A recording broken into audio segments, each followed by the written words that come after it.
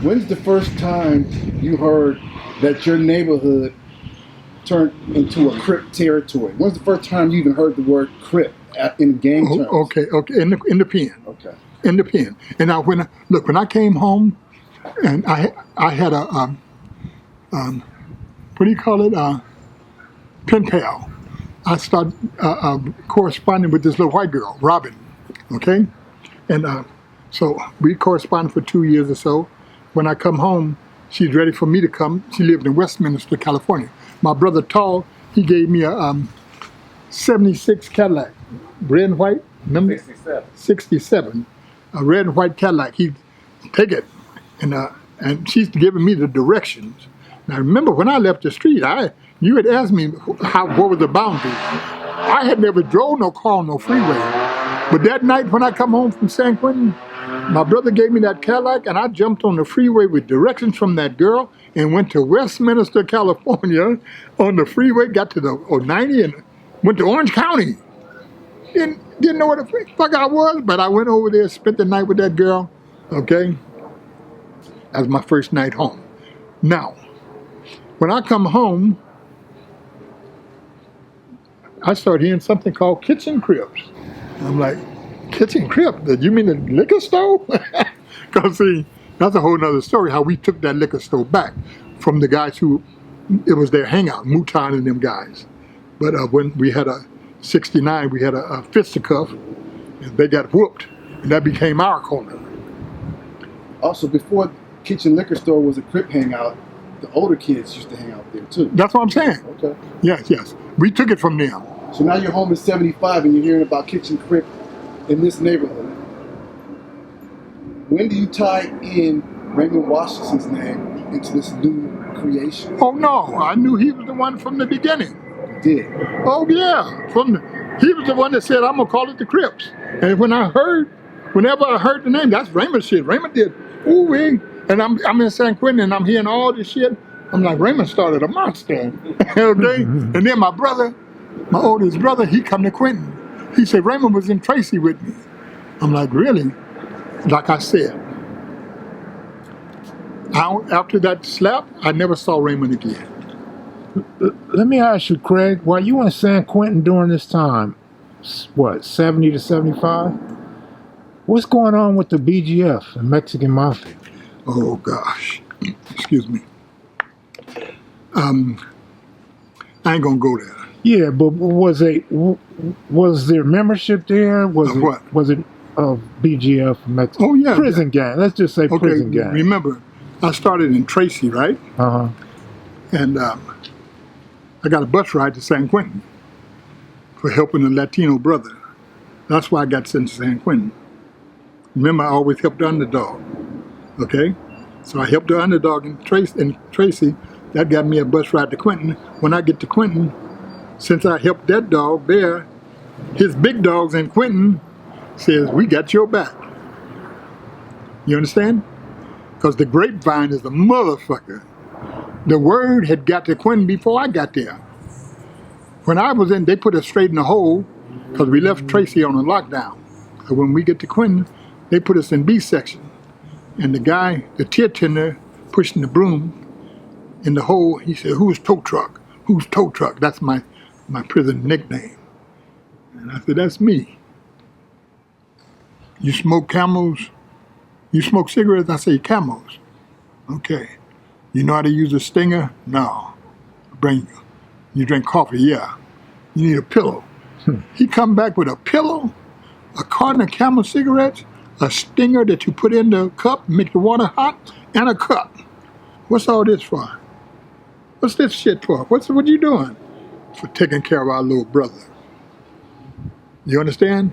For taking care of our little brother. I'm like, thank you.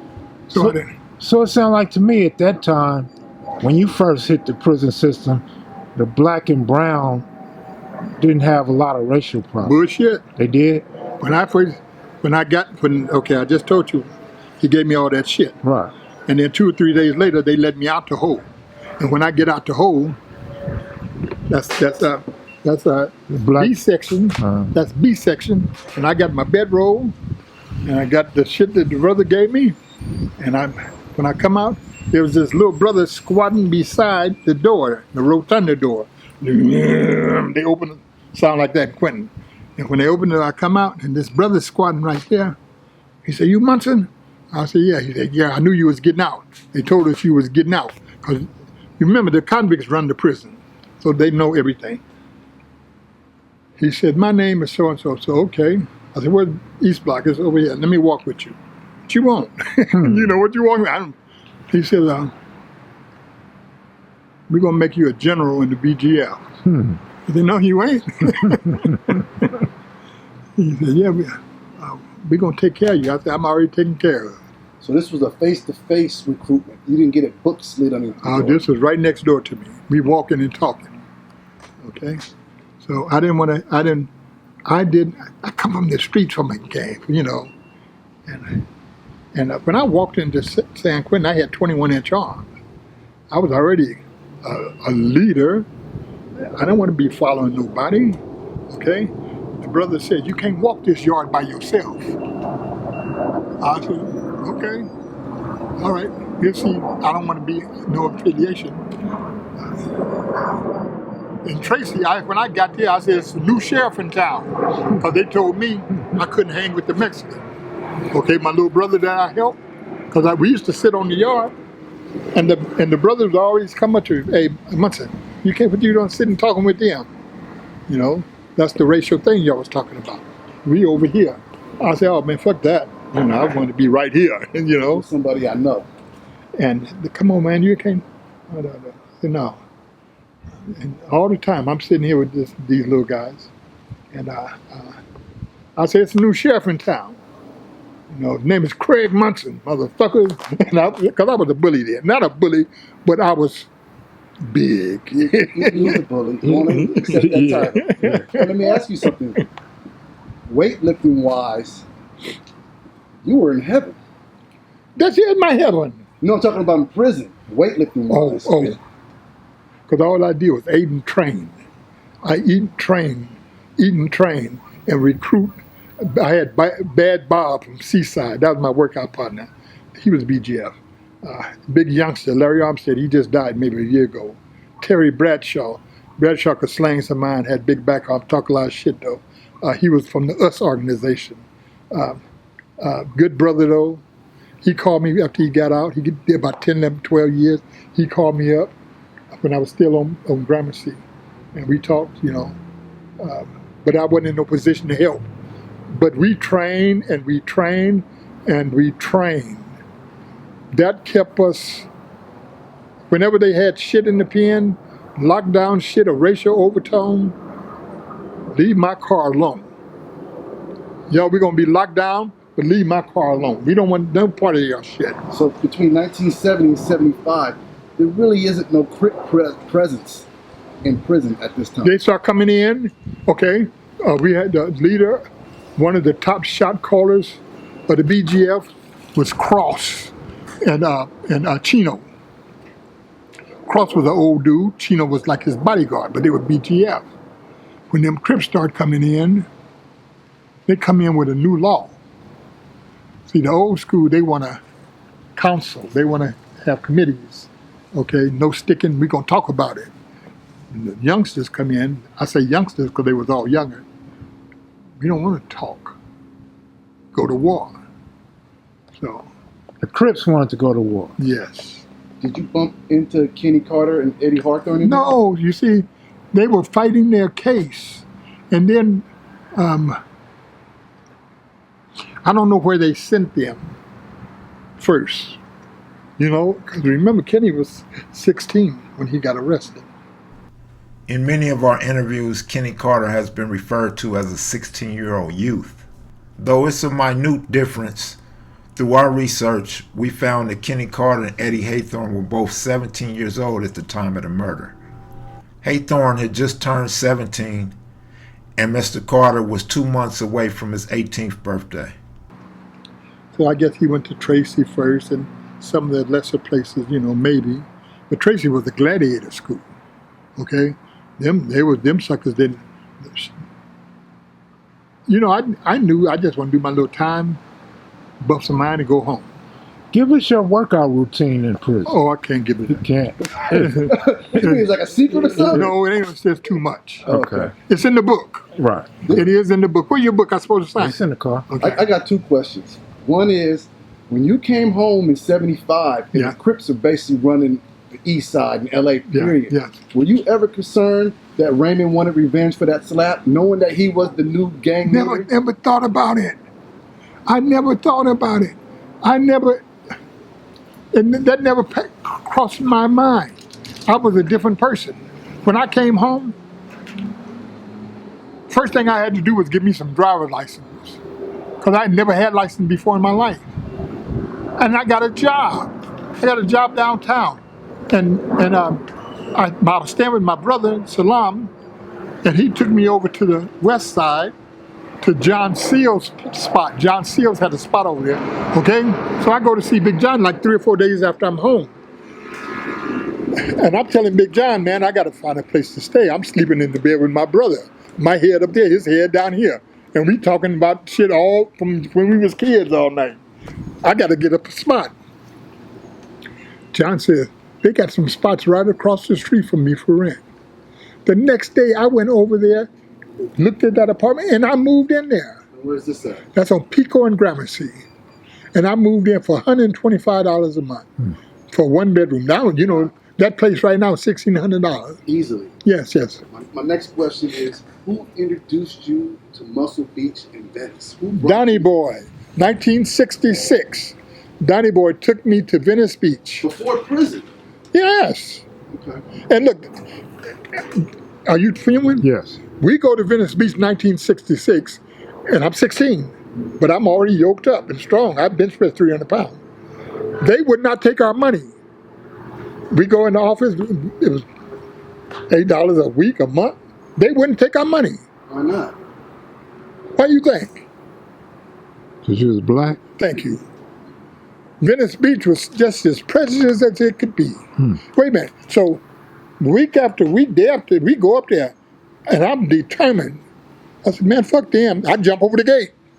They come put me out. As soon as he turned his back and walked back in the office, I jump back over the gate. So Muscle Beach was segregated Yes. in 1966? Yes, look at some of your old videos. They saw nothing but white people out there. Okay? So, me and Donnie Boy start training in there. Next thing you know, they says, okay, you win, give us, they took our money, paid the Who was dues. running Muscle Beach? Some white You know people. what I'm talking about as far as the administration. Who I don't know, LA City, Park and Recreation. Is that what you mean?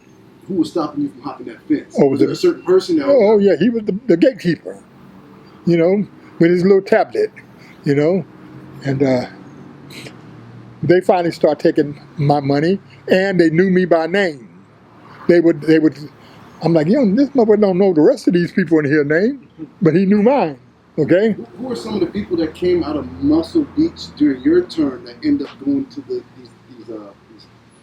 getting medals and stuff from weightlifting contests? Oh, you know, they got a plaque all around Venice. They got like a Walk of Fame, okay? And you know, they've submitted my name a couple of times. And the guy who puts the shows on, Big Joe Wheatley, he said, well, Big Craig, they don't know you. They don't know me. When he said he submitted my name, but they don't know me. So you got to get on social media, okay? And I started putting my videos up.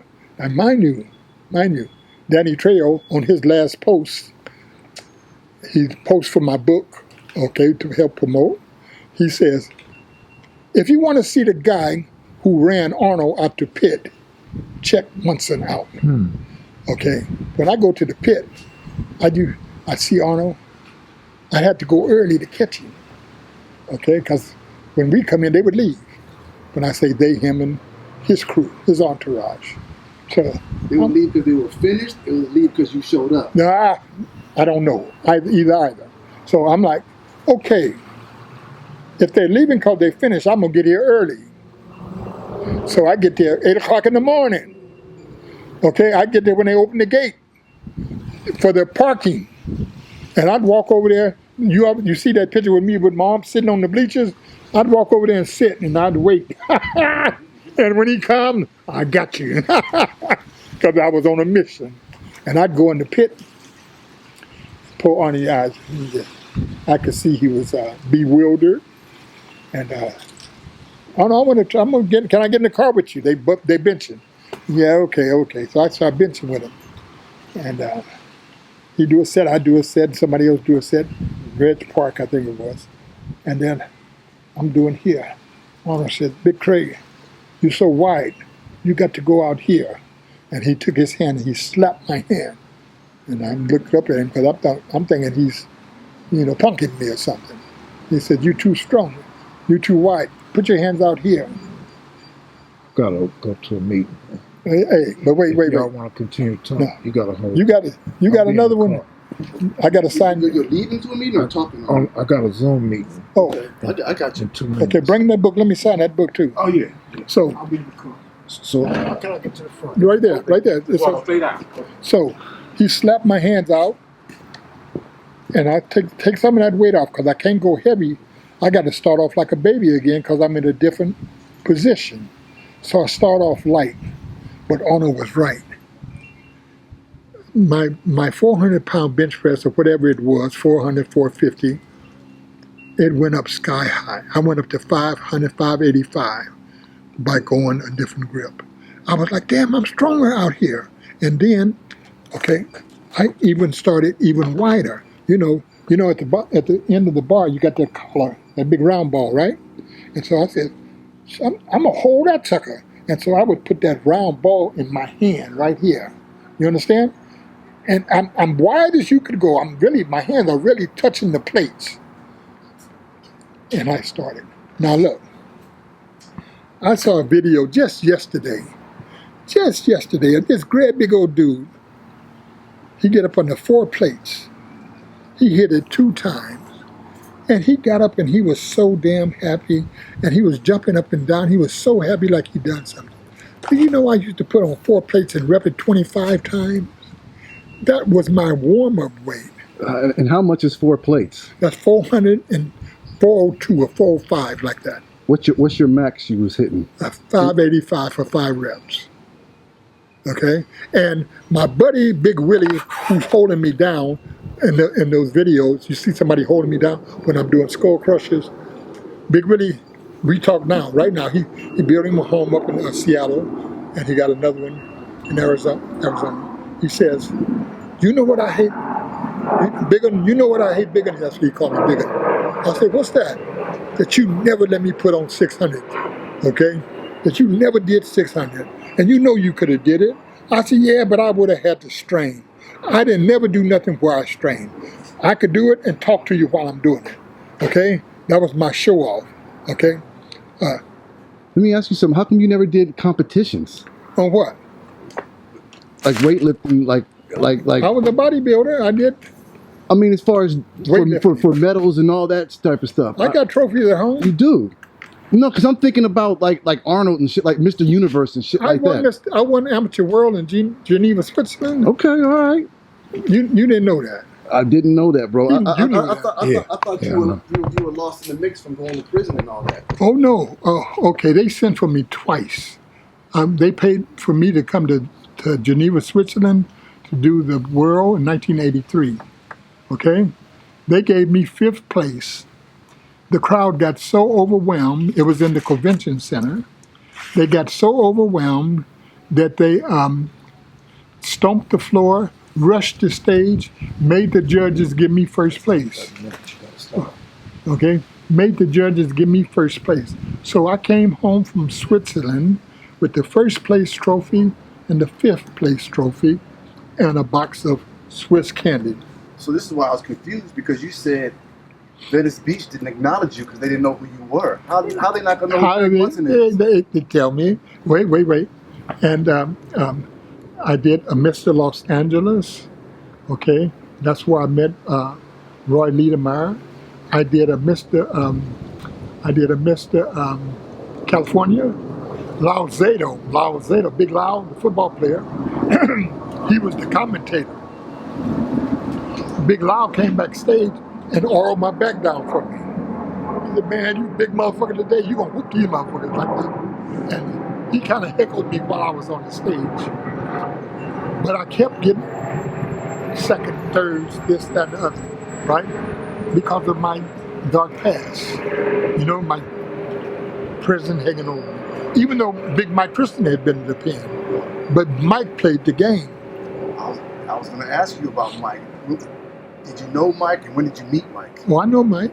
Yeah. Did you meet him in the streets, or you met him at Muscle Beach? I didn't know him from the street. Maybe Muscle Beach, maybe in the gyms. But I knew Mike. I didn't meet him in prison or nothing. But I knew Mike. Why do you say he played the game? What did he do that you did not?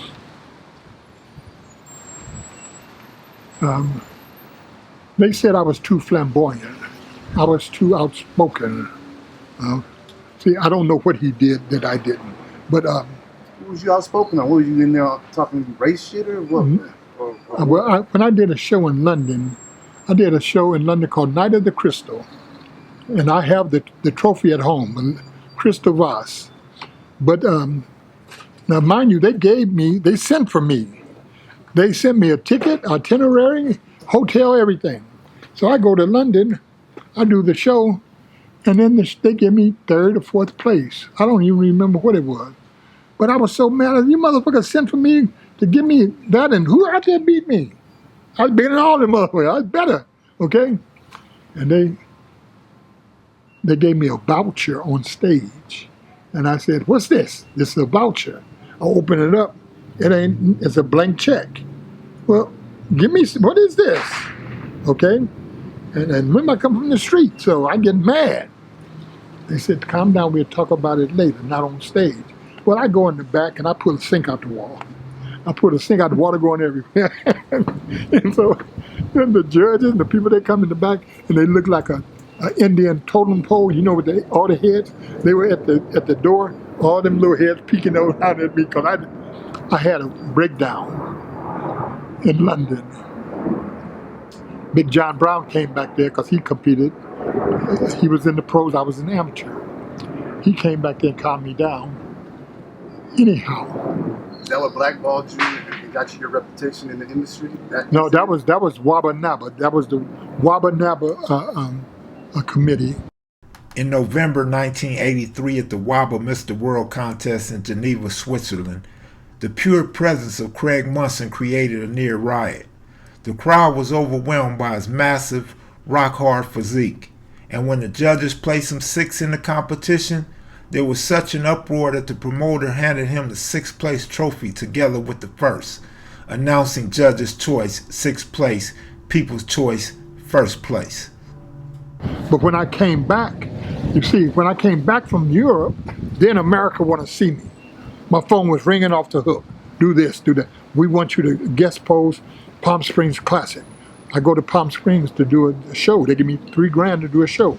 Okay, I kill them. Okay, I do another show, Lakinada. I kill them.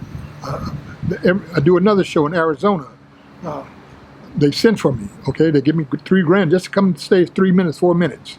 Okay, have dinner with all the top folks. But everybody know how Joe Vita was.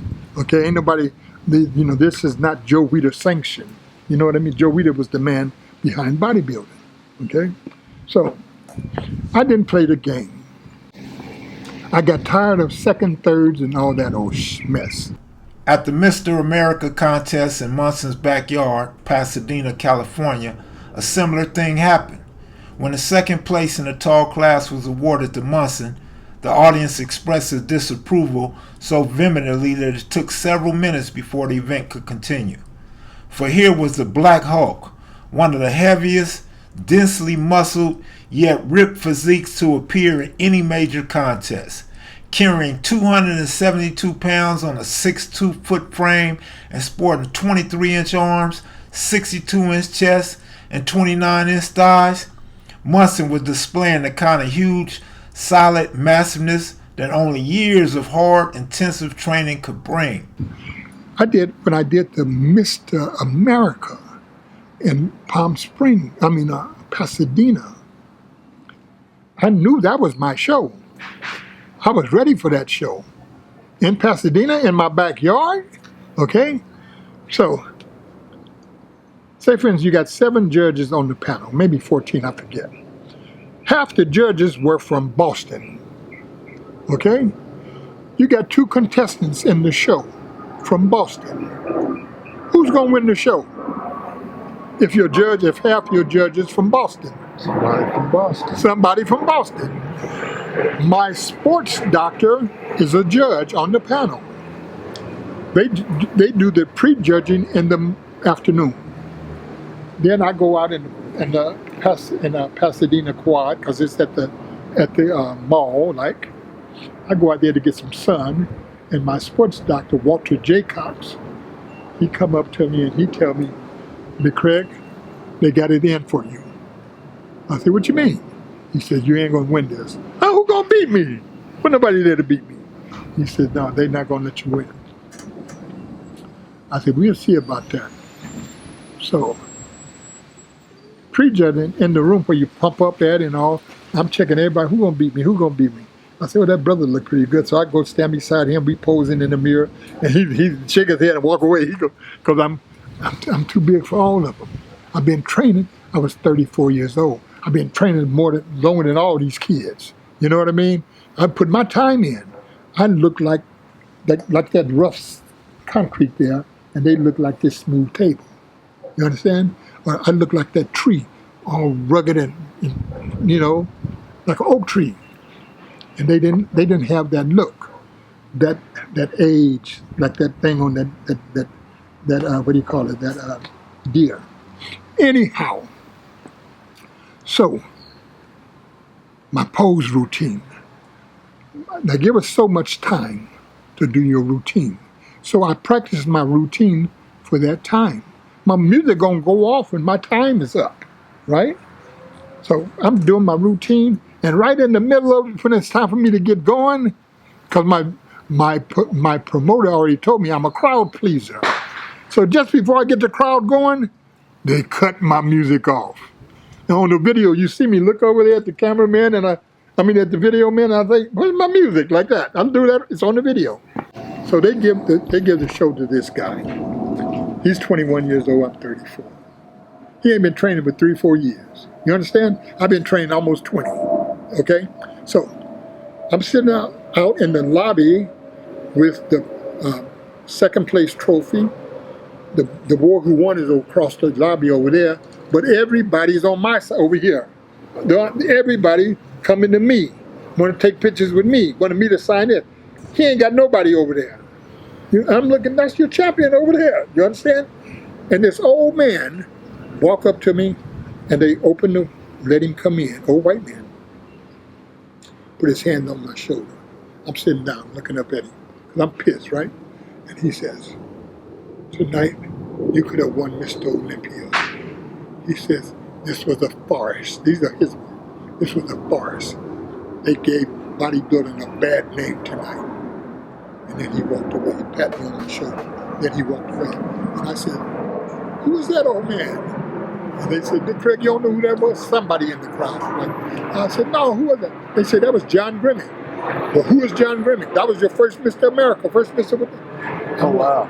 They carried a lot of weight. Okay? I'm like, okay. So look him up. I had to do my... Was that your last competition after that? You threw the towel after that? I threw the towel in.